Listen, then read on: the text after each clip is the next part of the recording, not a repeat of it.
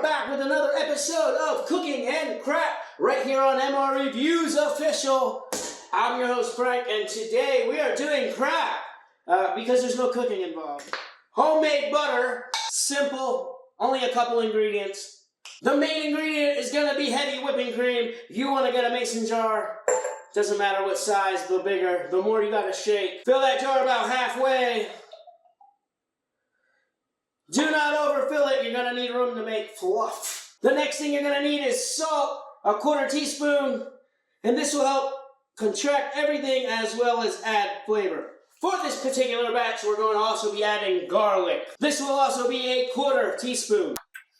And because we added garlic, we're going to add 1 drop of yellow food dye so we can tell the difference between all the other butter we're making.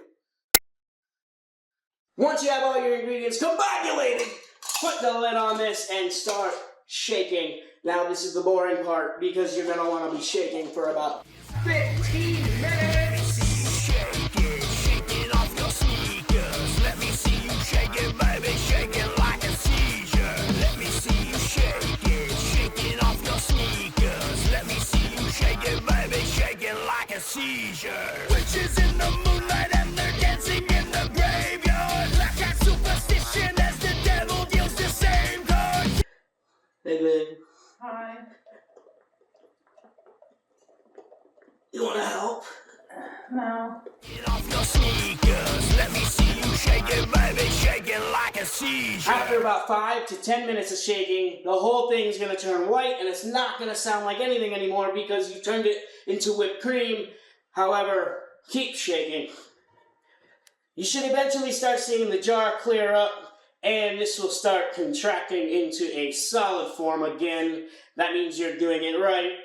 Keep shaking. Bottles up and booties down, we like to party with the gold. Skeleton on my porch, got a candle burning for its soul. Rock and roll radio. Eventually you're going to get to a stage where it consolidates and you start seeing a lot of liquid inside your jar. That's called the whey.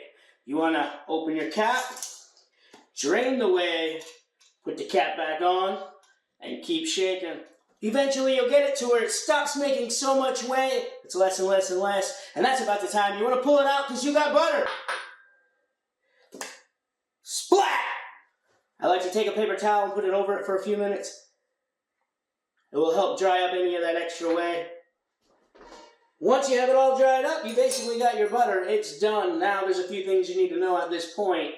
It's going to be very soft. If you leave it out, it will stay soft and eventually melt into a liquid again. So it is a very good idea to put it in the fridge if you're not going to use it right away.